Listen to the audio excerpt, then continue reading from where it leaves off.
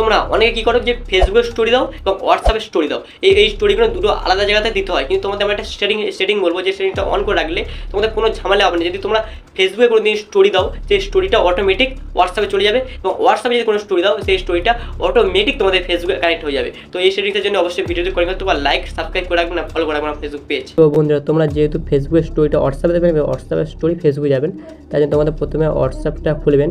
হোয়াটসঅ্যাপটা open করা মাত্রই তোমাদের 3 ডট আইকন আছে, এখানে একবার তোমরা ক্লিক করে দেবেন। ক্লিক করা মাত্রই যে সেটিংস বলে একটা অপশান আছে, এখানে একবার ক্লিক করে দেবেন। তো আমি সেটিংস বলে অপশানে ক্লিক করে দিলাম।